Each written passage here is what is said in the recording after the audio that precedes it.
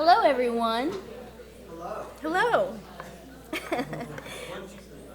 Welcome to our last evening reading of the 15th Annual PD Fiction and Poetry Festival.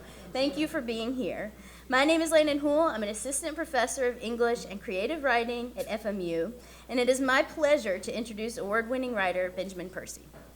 Benjamin Percy is the author of 6 novels, including most recently The Unfamiliar Garden and The Ninth Metal, 3 story collections, and a book of essays. He writes Wolverine, X-Force, and Ghost Rider for Marvel Comics. He co-wrote the film Summering, which premiered at the 2022 Sundance Film Festival, and he is currently writing a TV adaptation of Urban Cowboy for Paramount Plus. He is a contributing editor at Esquire and has been published in Time, GQ, The Wall Street Journal, The New York Times, Men's Journal, and the Paris Review. His honors include the Whiting Award, the Plimpton Prize, 2 Pushcart Prizes, an NEA Fellowship, the iHeartRadio Award for Best Scripted Podcast, and inclusion in Best American Short Stories and Best American Comics. In a smartly titled essay, The Best of Genre plus the Best of Literary Fiction equals Awesome, Percy reflects on his life and work as a writer, including his early passion for books. Percy says, "When people ask if I grew up a reader, I say yes, but not the type of reader they imagine. I grew up on Poplit. A book was never far from the hand, balanced on my nightstand, shoved into a back pocket, tucked into the glove compartment of the truck. But usually it was a broken-spined, mass-market paperback with an embossed title." We all know these books Ben loved and loves. Books by Tony Hillerman, Anne Rice, Zane Grey, Ian Fleming, Tolkien, and of course, Stephen King. But when Percy got to college and signed up for a creative writing class, the professor said, "No genre submissions." "What do you mean by no genre?" Percy asked. The professor leveled his dead gaze and said, "I mean no genre. No vampires, no dragons, no robots with lasers for eyes."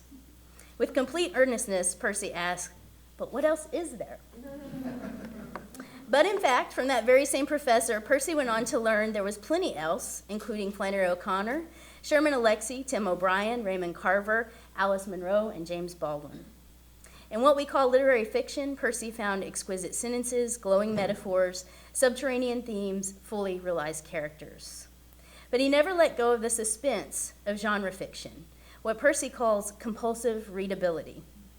And it is here, where mass market paperback and literary arts converge, where we find Percy and his work. It's after dark, of course, and where these 2 roads meet, perhaps there is just light enough to cast things in deeper shadow. So we can't be sure what lies just beyond our field of sight, but something there is growling. Something, maybe a moose, maybe a bear, is coming for us. What happens next? Let's welcome Benjamin Percy and find out.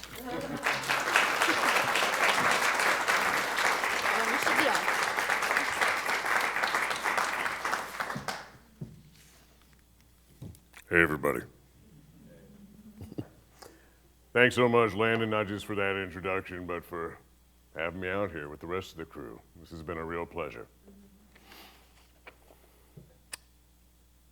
So I grew up on genre. I grew up on vampires and dragons, and robots with laser eyes, and barbarians with woolly underpants. Just about every night, my family was sprawled out in the living room reading. I mean, when we weren't watching Star Trek: The Next Generation or Kung Fu: The Legend Continues. And my dad would be reading a sci-fi novel, and my mom would be reading a Western, and I would be reading a fantasy or a horror novel, and my sister, the outsider among us, would be reading like a book on physics. But a holy sight for me was Powell's books. So I moved around quite a bit as a kid, but let's just say rural Oregon is where I lived. And we didn't really have a bookstore. We had like a sad mall with the sad Walden books. Remember Walden books? Oh, R.I.P. And, you know, I'd be able to grab a few things here or there, but every few months we would travel up and over the Cascade Mountains and visit my grandmother in Portland. And part of that trip was always going to Powell's. And Powell's is, you might know it from its online presence, but it is a city block, like this concrete sarcophagus full of millions and millions of books. And we would spend hours there. And I would build up this dark tower of mass marketing paperbacks with embossed titles. You know, the Tom Clancy's, the Tony Hillermans, the Stephen Kings, the John Sauls, the Anne Rices, the Shirley Jacksons. You know, if it had a dragon on the cover, if it had a dragon and a flaming sword, I was in. So yeah, I walk into that creative writing classroom and I get the syllabus. And the professor, who looked like a mannequin, it's true, you know, he had a dead expression and he was hairless. You know, he went through it and the final thing that he said was, "New genre." And I was stunned. I had no idea what he was talking about when he specified, you know, that meant exactly what I was there for. No vampires, no dragons, no barbarians with woolly underpants. But I did. I fell in love with literary fiction thereafter because that's all that I was reading, that's all that I was writing, because in class after class after class, it was some version of that same professor. Plot was a dirty word. Genre was a dirty word. But then after a few years, something happened. A few things happened. One, I picked up a book called Thrilling Tales, edited by Michael Chabon. It was originally a volume of McSweeney's, later published by Vintage. And what Michael Chabon did is he assigned to all of the different writers in that anthology the kind of story that they would have loved when growing up. So Jim Shepard wrote a story about a giant shark.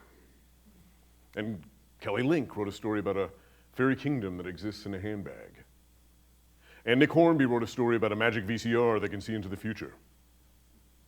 And it was hit or miss, but the defining quality of it was joy. You could feel the joy coming off the page. And what I recognized is that I had lost touch with that joy, with that command.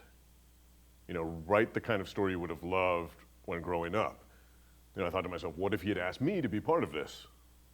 And then I started to think about genre in a more critical fashion, in part inspired by the introduction that he wrote, which is a beautiful little essay, talking about the long hoofmark trail of literature, and how it's not defined by literary realism, but instead by ghosts and monsters and mysteries. And what is, right? What is literary fiction or genre fiction? Let's make fun of each for a moment, if that's allowed. Right, if you go into a Barnes & Noble, or a Books A Million, or a B. Dalton, or a Walden Books in the Sad Mall, you know, and you go into the periodical section and you squat down and past the Cat Quarterly, past the Tattoo Monthly, you know, the cobwebs, you'll find the literary journals. And you pull one out and you leaf through it and put your finger on any page in particular, and it might go something like this. Somebody sets a kettle on top of a stove. They walk to the window and observe a roiling bank of clouds. The kettle begins to whistle. They steep the tea leaves, and when they return to the window, the roiling bank of clouds is closer. They have an epiphany. The end. Now, what's great about that story? You know, the sentences were so exquisite, you could have pulled any one of them out of that story, framed it, hung it on the wall, invited the neighbors over and been like, look at that. And they'd be like, damn, that is a good sentence. You know, the characters in that story were so three-dimensional, you might know them better than you know some of the people in your life. The metaphors glow, the themes are subterranean, but nothing happened. Let's make fun of genre fiction for a second. You know, the worst of genre fiction might have pedestrian prose, might have characters who are types more than three-dimensional people. It might, you know, be a little bit formulaic in its design, but genre fiction never forgets that the most important question is what happens next. All 6 cylinders are always blazing. And when I was sprawled out on that living room floor, I was turning pages so swiftly that they made a breeze on my face. But I lost touch with that. You know, and my then girlfriend, now wife, she was at a point where she was like, would not read anything that I would hand to her because I would write all over every page. I would bracket every sentence. The pages looked encased in barbed wire. I took so many notes. You know, I was interested more in the sort of technical enterprise of writing than I was that emotional sweep that once drew me to the page. She said, you make reading boring. And she had a point. So I started to think more critically about this, and I also read around this same time an essay by Aaron Copland, the composer. It was called How We Listen to Music. He said there are 3 different planes of listening. So the first plane, which is the sensuous plane, that's how most of us listen to music, right? So you are in the coffee shop, sipping your soy caramel latte with chocolate sprinkles, and Norah Jones is hooting from the loudspeakers overhead, and you feel soothed without really paying any attention to what Norah Jones is talking about. Or you're on the interstate, and Slayer comes on the radio, you know, and you feel all jacked up with adrenaline, and you start going 70, 80 without really, you know, paying too much attention to what Slayer's all about. The sensuous plane is basically how most people read. You know, they read to be swept away. I have a neighbor, her name's Stacy. Actually, it's Stacy Toll from the Ninth Metal. And Stacy uses our house as kind of a lending library. She's always popping up on our porch and being like, what can I read? Give me a book. And it took me a while to figure out what Stacy liked. You know, so I'd be like, you have to read this book. It would be like Donna Tartt's The Secret History. And she'd come back the next day, boring. Or I'd be like, you have to read this book. It's like Child of God by Cormac McCarthy. He's like, no. And I was like, well, what do you want? And she just articulated it for me. She said it very distinctly. She said, I want to forget about my stupid job and my stupid kids and the stupid dishes in the sink. That's what I'm looking for in a book. Right? And so I think about Stacy sometimes. I think about that sensuous plane. The next plane is called the expressive plane. This is where, you know, if you're a music nerd, you're kind of leaning into the song a bit more. And you're like, you know, what happens when I play this like Black Sabbath album backwards? Or why so many Lord of the Rings references in Led Zeppelin 4? Or what does Bob Dylan mean when he sings, Weasel Wazzle, Woozle Waz? You know, and that's sort of what happens when you take a few English classes in college. You start to lean forward, right? And then there's that plane of composition that Aaron Copland talks about. This is where the true music nerds come in, and they recognize swing beat, harmony. Maybe they can pick out each individual instrument. They can imagine it as sheet music. And this is what happens when you get an MFA and go to AWP, right? So it got to that point, here I am, like, corralling all those pages with barbed wire. Here I am breaking down all of these scenes and trying to figure out what makes them tick, and my wife is like, you make reading boring. And it gets to the point where you're like Neo at the end of The Matrix. Now, if you haven't seen The Matrix, you should leave right now and watch it. Because it's the greatest movie ever made besides Rocky IV and Empire Strikes Back. But in The Matrix, right, by the end, Keanu Reeves can see through, right, the digital world that he lives in. So he's in this hallway one moment, but then it's like, it's all binary code. And, you know, he leaps down the throat of Agent Smith and bursts out of him. That's what happens when I, like, open up a novel. It's like, you sort of fall into it because you start to understand the binary code. Right? But the people who reach that level of reading and writing, sometimes what happens when there's this sort of cult of exclusivity is that they only write for other people at that same plane. Now, there's nothing wrong with that, right? I love Lydia Millett, Joy Williams, Ben Marcus, Donald Barthelme, could go on. Love those writers. But, you know, I became most interested in the writers who were neither fish nor fowl, both literary and genre. Because I know, you know, it makes us happy in a neat, freaky sort of way to walk into a bookstore and be like, humor, fantasy, horror, literature. You know, these are the same sort of people who like ball their socks up into colored sections in the drawer. But you know, it's kind of a false taxonomy oftentimes. And you know, if you go to AWP, the Creative Writing Conference, that's all it is taxonomy. Every single panel is like, is this, that, and why?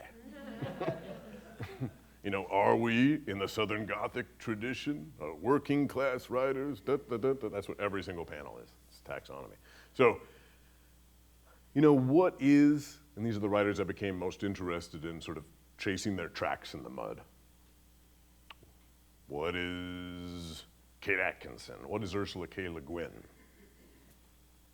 You know, what is Lois Lowry? What is Peter Straub, I'd argue, is in this category. What is Cormac McCarthy? Cormac McCarthy, right? Where does he belong in a bookstore? You've got No Country for Old Men, which is crime, All the Pretty Horses, which is a Western. You've got, you know, The Road, which is post-apocalyptic. You've got Suttree, which is literature with a capital L. It doesn't matter. And so that's where I arrived, and it took me many years to get to that place. To sort of recognize that what I wanted to do most was write things that were like artfully sound but compulsively readable. So I took a class, a workshop with Barry Hannah, the Southern writer, at the Sewanee Writers Workshop. It's the first time I'd ever attended a national conference, and I felt for the first time really connected to a web of writers. This is around the time that I was starting to think about these things. And I remember as he was leaving the last workshop, I said, you know, Barry, do you have any parting words? And he was always smoking. And he paused in the doorway of the classroom, and he always already had his cigarette lit up. And he turned around, and he blew out a cloud of smoke. And he said, thrill me. And he disappeared. That was the last I ever saw of him. It's a swirling cloud of smoke. And I've just considered that ever since to be a kind of command. You know, to thrill with language, to thrill with plot as best I can. You know, and that's the sort of spirit that informed these books, the books of the Comet Cycle. So, a little bit of backstory on these. I was talking earlier in this festival about comics and their influence on me, and how they were sort of the definitive reading experience of my childhood. But one of the things that I loved about comics was that they, if you're talking about DC and Marvel, they're part of a shared universe. In other words, what happens in Wonder Woman carries over to Green Lantern, carries over to Superman, carries over to Batman. They're individual stories, but they're one story. I love that. And what I started to understand as I studied literature more and more is that, well, this is the same thing that Louise Erdrich's doing. That's the same thing William Faulkner's doing. They've got their shared universe. And it's about geography, it's about families. And I started to be more interested in this design for a series of books. You know, to create my own Marvel or DC universe, but with a literary sensibility. And when I was putting out these books, what I wanted to happen to start with, and this is kind of mercenary on my part, because every book in a series has attrition. You know, you lose readers as you move forward. I wanted every single book to stand alone, even while speaking to one another. And in that way, I was sort of modeling myself after Lois Lowry, or Elizabeth Strout, But if with Lois Lowry, right, you have Gathering Blue, The Messenger, The Giver. These books are more a family than they are a series. They rub up against each other and soak into each other. So that's the way I approach this. And the trigger event for it all is an age-old sci-fi concept. For those of you who know the Ninth Metal, you know that a comet comes streaking through the solar system, the planet spins through the debris field, new elements are introduced to the world that interrupt the rules of physics and biology and geology and that shake up the energy and weapons sector. The geopolitical theater is thrown into chaos, and it becomes a new dawn of heroes and villains. In a hopefully non-corny way. So, book one, The Ninth Metal, has to do with northern Minnesota. Has to do with omnimetal, which equivalent to sort of nth metal in the DC universe, or vibranium in the Marvel universe is this metal that can absorb energy on a quantum level, right? And everybody's interested in it, you know, some for nefarious reasons, and they all swarm to northern Minnesota like a sort of Deadwood 2.0.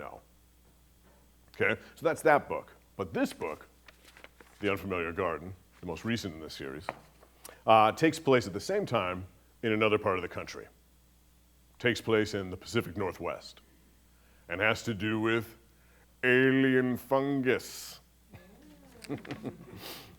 So, you know, it's kind of world of wonders in that way. I feel like we ought to sigh for fungus. That's right. We're like, yeah. Woo! Fungus. So every book, what I want to do with every book, every story really that I write, is I want there to be a challenge. I want there to be a hurdle, something new that I'm trying to accomplish. If you look at The Ninth Metal, those of you who read it, it's an ensemble, right? It's a big book, follows a lot of different characters. There's a turnstile quality to it.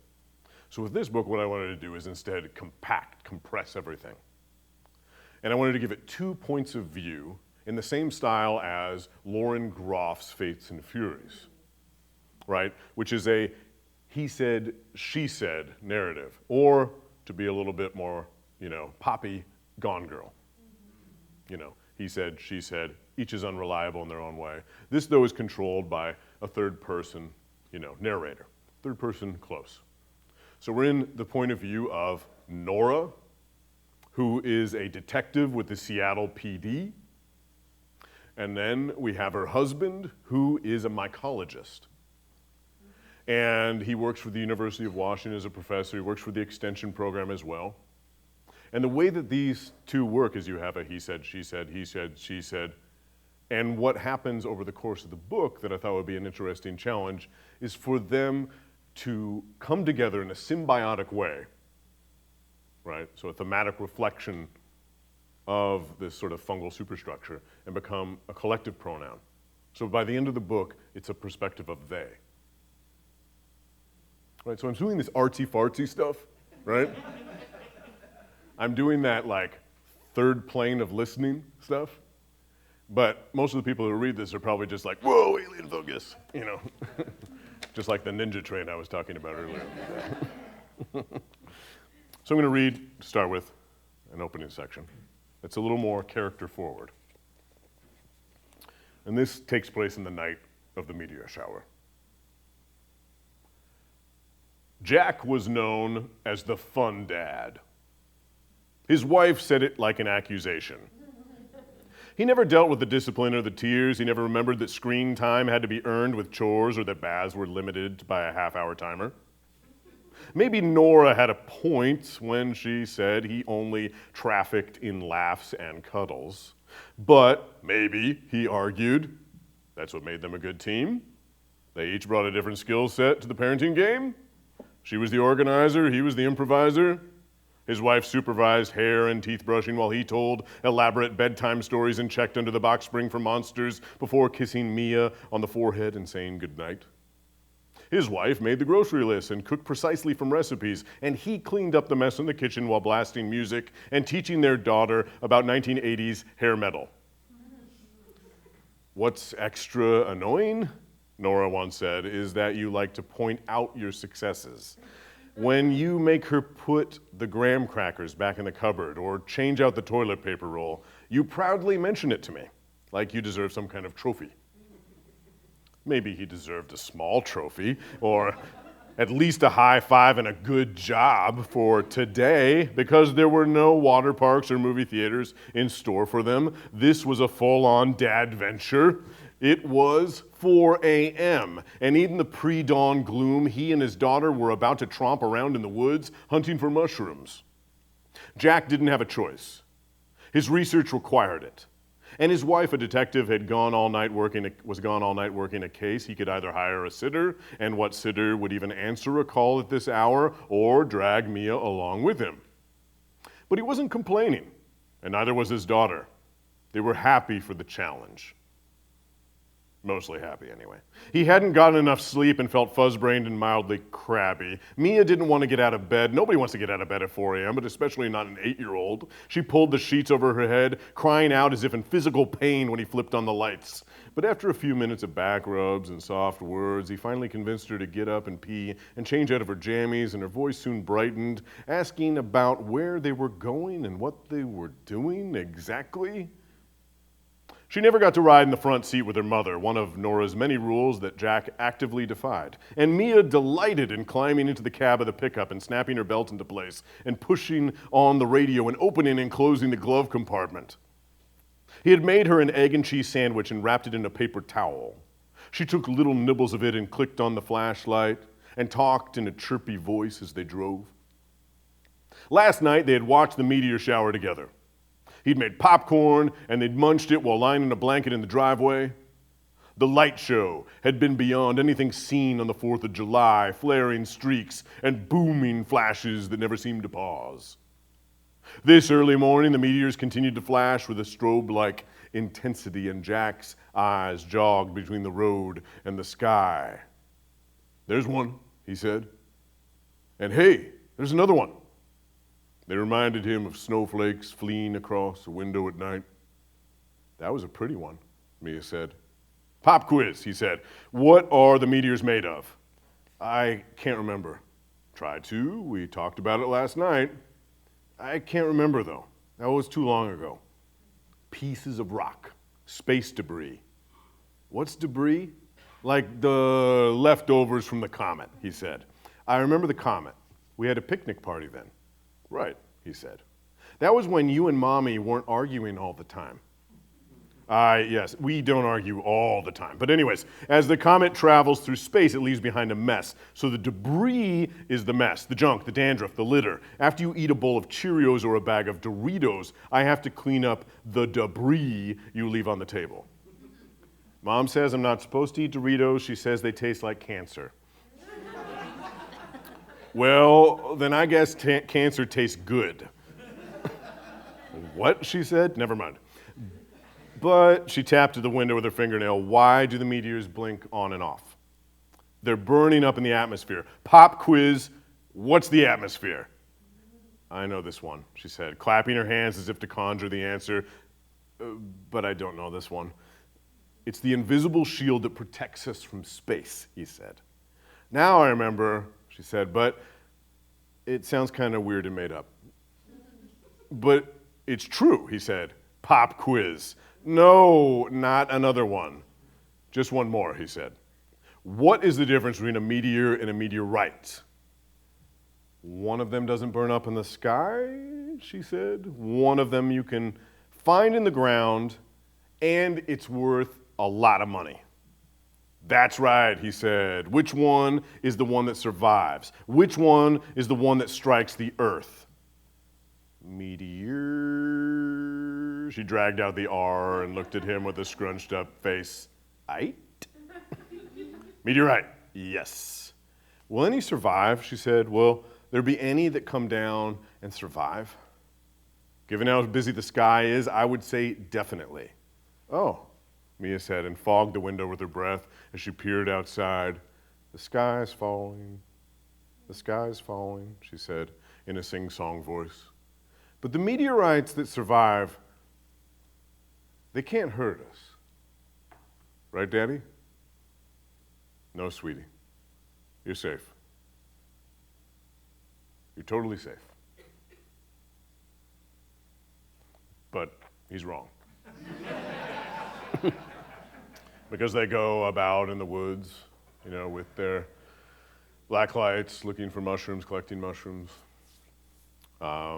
She gets bored, she gets tired. He gives her a candy bar, sets her on a stump with a phone, and she's gone. And that's the thing that drives this couple, who are already in trouble, apart. Now, when people talk about this book, they're sometimes confused as to how to label it. Some people call it sci-fi, some people call it horror. I don't think of it really as horror, though there are scary elements to it. When it comes to the subject of horror, people are always asking me, because I do write some scary stuff, people are always asking me, what scares you? And I have my jokey answers, like sharks, clowns, dentists. I haven't been to the dentist in many years for that very reason. They keep calling me, you should really come in. No. Or what about a clown shark dentist? Voltron them together. So I have my jokey answers, but then I have the serious answer. And the only thing that actually scares me is something happening to my kids. And when my son was young, he had a lot of issues with his breathing. And he would get croup several times every winter.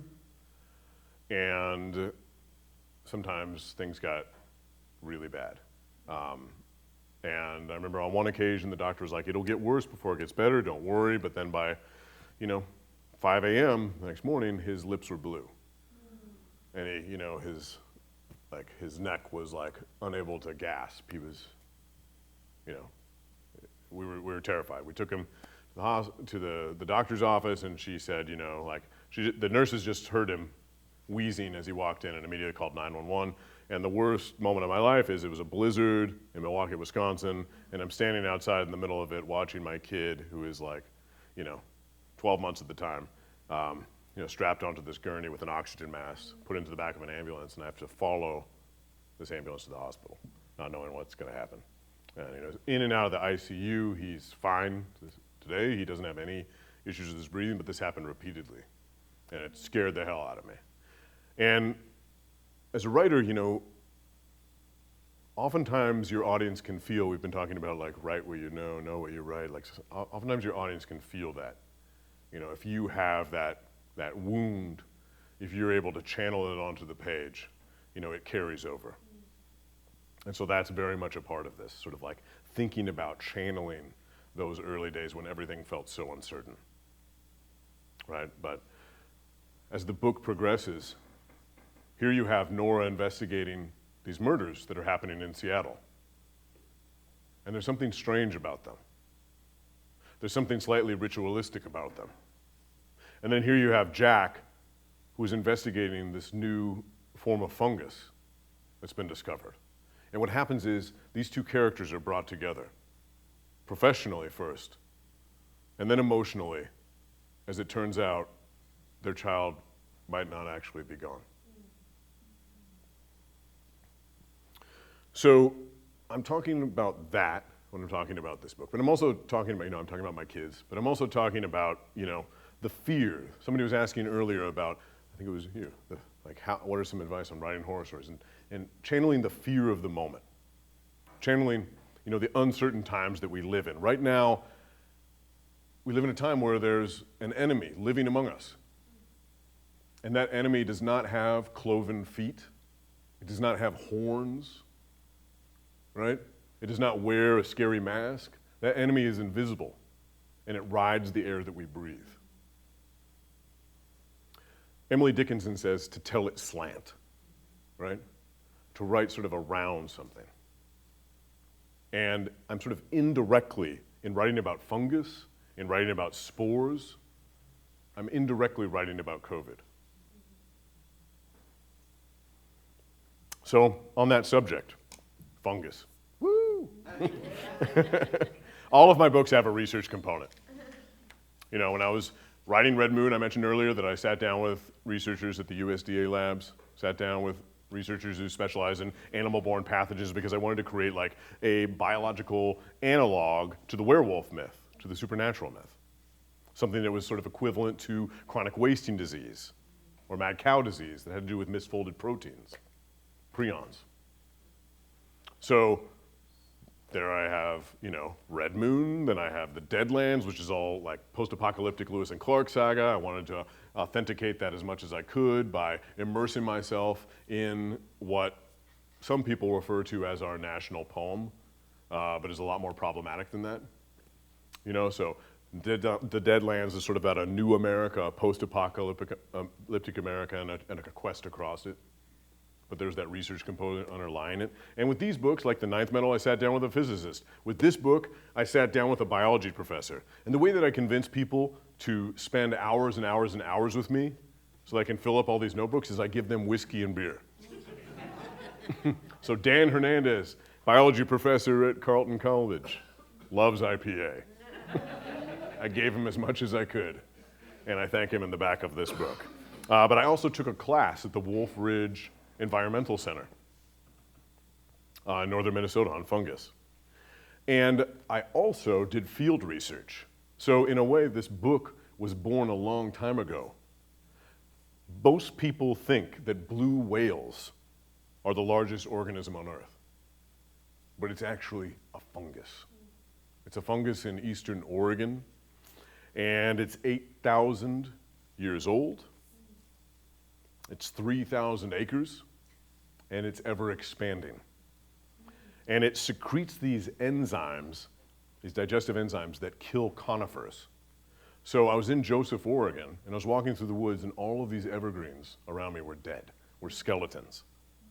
And all across the forest floor, there were these yellow mushrooms popping up. And they were part of this beast, this monster below. And so what I started to think about right then, as I stood over this thing, was what if this applied to people?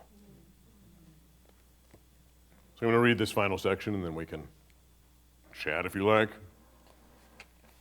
and race off to the cottage for a reception. In the Olympic National Forest, the air appears thick with ghosts. A creamy fog drifts along, and the evergreens knife through it.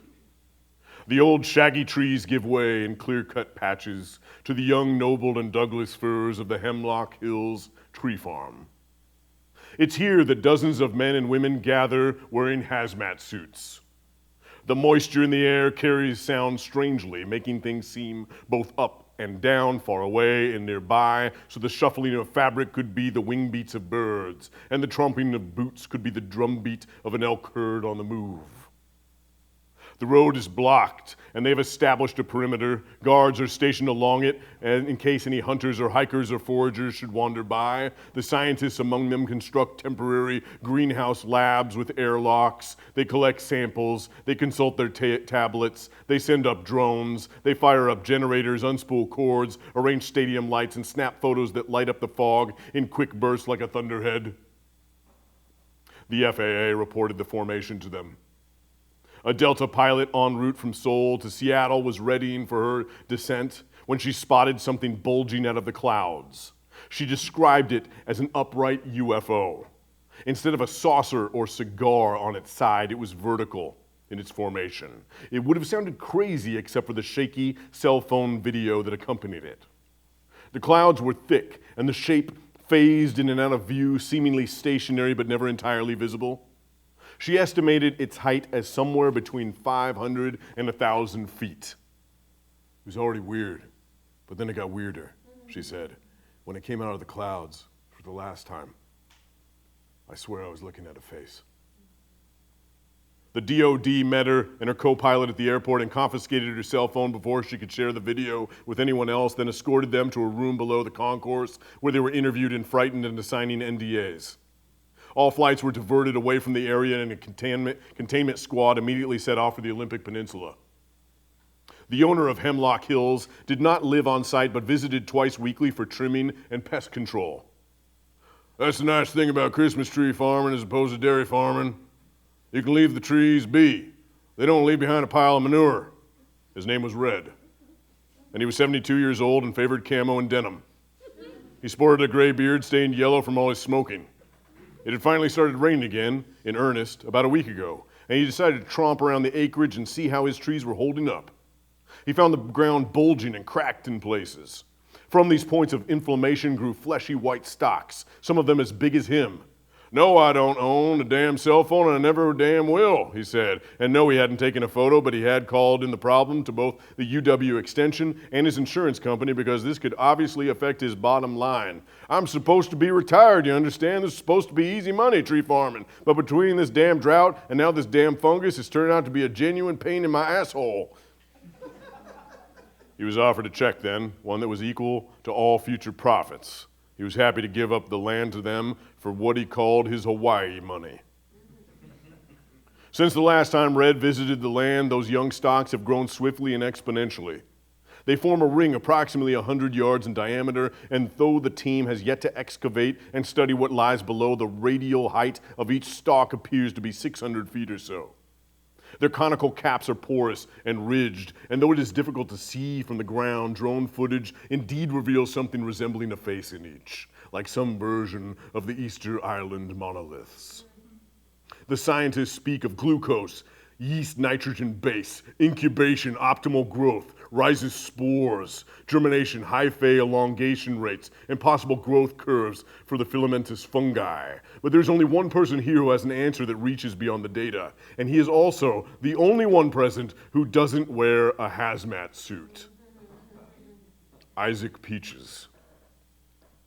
He positions himself at the center of the formation, with Director Ricketts standing attentively beside him.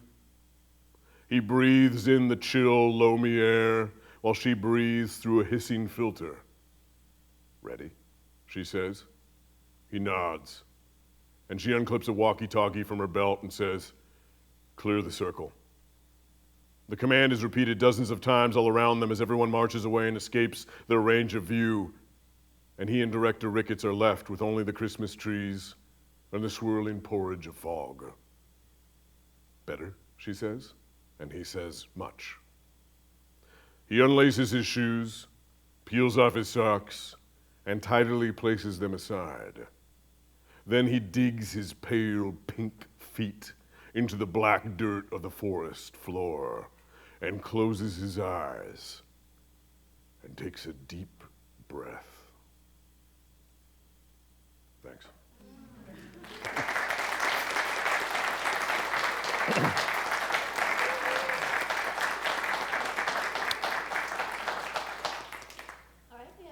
A couple of questions from the audience.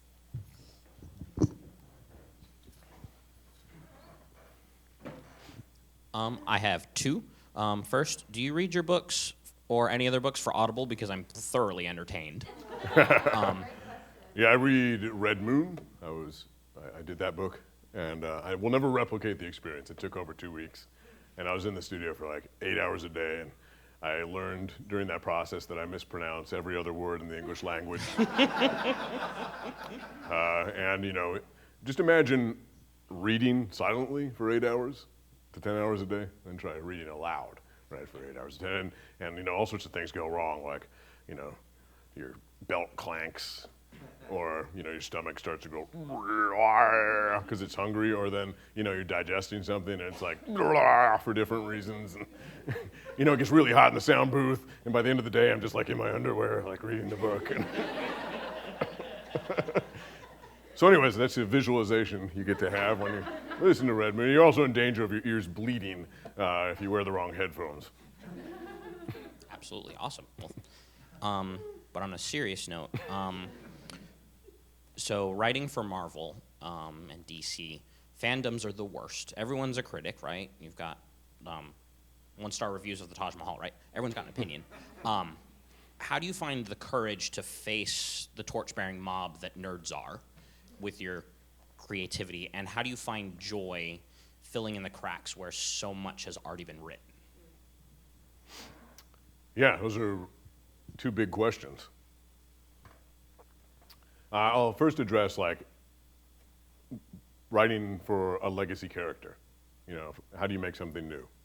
And that there's an elasticity to every character, right? There's only so far you can go, in other words, but you should push that as far as you can. You can't make Wolverine like retire and move to Boca Raton and take up shuffleboard. You can't change his code name to like the Wolverine, and like he starts to claw through the dirt and tunnel across America to take out evildoers. Like, so there's only so far you can go, but push it to the limit and find a signature way to leave your legacy on the character. To earn your way onto the Mount Rushmore of creators. So with like Green Arrow, I learned a lot by taking on Green Arrow. It was my first extended run on a comic. I wrote 52 issues of Green Arrow. And what happened was they brought me out to DC headquarters in Burbank. I walked into a room, and one side was a windowed wall, and the other side was just a whiteboard, floor-to-ceiling whiteboard. And Jeff Johns was the chief creative officer at DC at the time, and a very famous comics writer, was sitting at the end of the table. It was sort of like a Mad Men moment, like, close the door, have a seat. We didn't leave that room for 8 hours. We just talk shop, broke story. And it was like, okay, Green Arrow, this is the rebirth era. That's what this era of DC is going to be called. Everything's going to start over with the #1 issue. What are the core characteristics of this character? What has been lost from those core characteristics in the time being? So we like looked at like Neil Adams, Denny O'Neil, like their run, and how he was, originally like a social justice warrior before they had that term. He was always calling people like fat cats and fascists. He was taking down the man. So I wanted to bring that back. I wanted to make it like an overtly political comic and make it really lean into the Robin Hood of it all, because he'd just become like Batman light, like Batman in green. I didn't like that. So that was part of it. It was also like looking at, different elements. Like I wanted to bring back the goatee. I wanted to bring back Black Canary. Only nerds in the room know what I'm talking about, And there's little rules we went over, like no trick arrows really, like I don't like the trick arrows. I wanted to be more Mike Grellish and street level justice. I wanted to have, I tried to figure out a core wound. Queen Industries is like this massive company, is family owned, so I wanted them to lose that, to end up in Sherwood Forest, for there to be a Prince John character, blah, blah, blah, blah, blah, blah, blah. But in doing this, I'm thinking about villains, what I was talking about before in a previous session about villains, like, okay, I wanted to have like a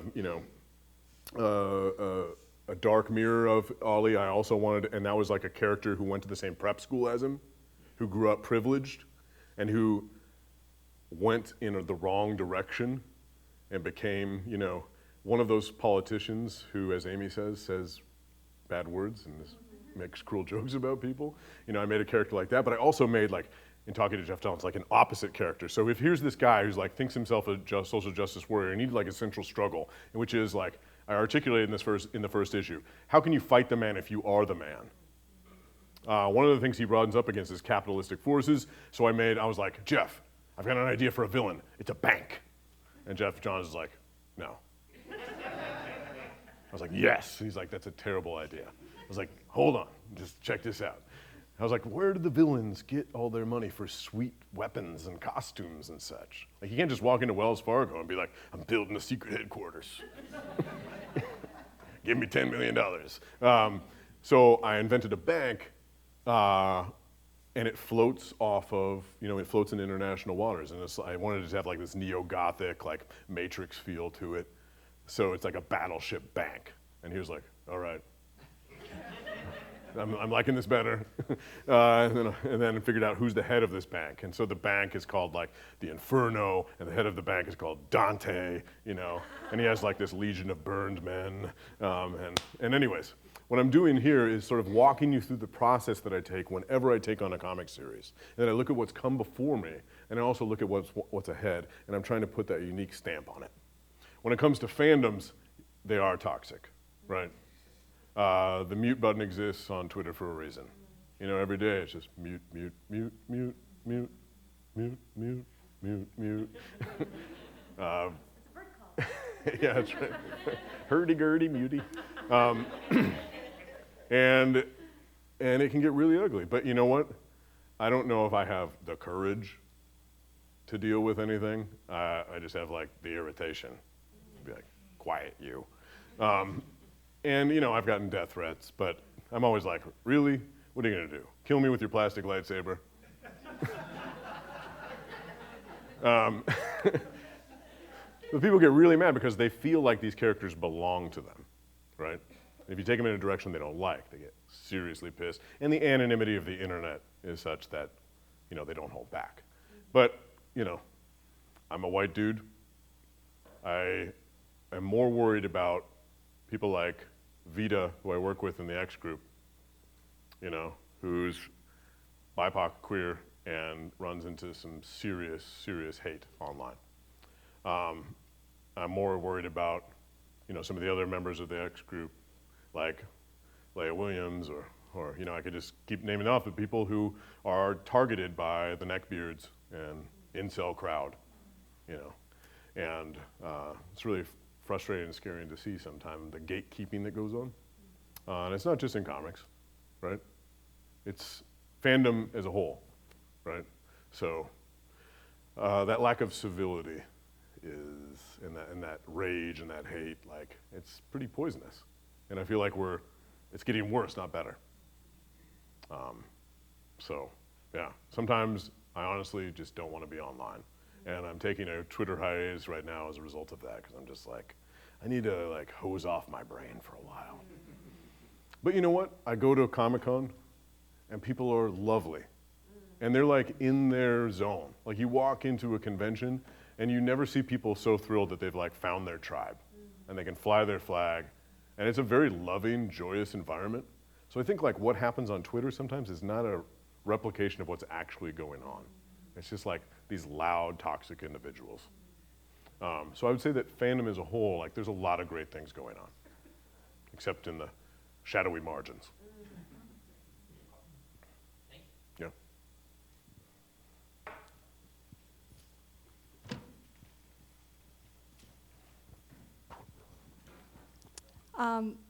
How hard was it to get published, if it was hard at all? And do you have any advice for aspiring writers for when they do face rejection? All of my success is built out of failure. I mean, I can list off example after example after example. I was talking the other day about how I was on academic probation my first year of college, how my college counselor, who was supposed to be helping me out, but was also one of the professors who had failed me, said, nobody has the guts to say this, but college isn't for everybody. Right? But he also said, it's weird that you're not doing well because your application essay was the best I've ever read. So in that moment I felt like a failure, but I also started to focus on writing and, ended up graduating with honors as a result of that pursuit. I think about the 4 failed novels that I wrote. And with one of them, every editor in New York said no. But they also said, my agent, I remember I was walking up the hill, I was at a visiting professorship, it was like January in Milwaukee, I'd just gotten off the bus, and my agent was telling me this news, and I just felt, like I weighed 1,000,000 pounds. And I laid down on my couch, turned off the lights, like put on some Coltrane, drank some bourbon, felt super sorry for myself. I ended up like deleting the file off of my computer. But the other thing that these people had said was like, he's a really good writer, but this isn't a novel.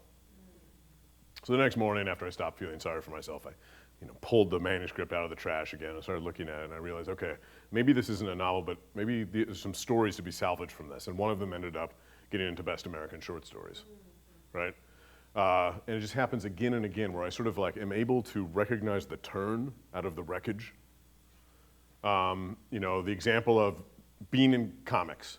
Okay, so in 2009, I first sent in a pitch to DC Comics, to Vertigo. Vertigo used to be the HBO of comics. It doesn't exist anymore, but it was a branch of DC. So I sent them in this big pitch for a series called Red Moon. And it was gonna be a horror series. And I had it mapped out to be like a 30-issue arc. And DC was like, no. Like, you've never written a comic. Why would we give you an original series? And so my agent was like, this is a really cool idea. Make this a novel instead. I wrote that novel, 100 pages of it, along with it, gave him the pitch, except with the comic stuff taken out. I sold that for, that was a game-changing moment in my life. That's what allowed me to quit teaching. A failure, right? But here I am applying to DC and applying to DC and I sent 47 pitches to DC from 2009 to 2014, right? So it's just, talent is one thing, bullheadedness is another, right? And so I'm just like knocking on the door, like just waiting. 2014, they're finally like, have mercy, you know? And Mark Doyle, who was the head of Vertigo when I submitted Red Moon, but now is the head of the Bat Group, meaning all the Batman titles, for the people who need a nerd translator. Mark was like, okay, I've got a 2-issue break in Detective Comics for Batman. What do you got? So, what did I have? I had written a feature screenplay, and it was called Terminal. And it was about an airport that is quarantined. And it had been sent to every single studio in Hollywood, and every single one of them said no. And so I was like, yeah, I've got something. And I did not mention that it was a screenplay. You know, I condensed it, I pulled out the main character, I put in Bruce Wayne, and Mark was like, this is awesome. So I made my debut with Batman, which a lot of people look at and they're like, you know, a-hole, you know, what an auspicious debut. You're so lucky, but like you don't see all of that failure that worked up to that moment. And so I made my debut with Batman, which is crazy, with an incredible artist, J.P. Leone, who helped me sort of figure out how to write comics. And then I got Green Arrow from there, and Teen Titans, and Nightwing, and now I write Wolverine and X-Force and Ghost Rider. And what I'm saying is like, this is just a constant in my life, rejection, to this day. And so you're gonna hear no over and over and over again, and you just have to find your way out, find that turn out of the wreckage, as I said.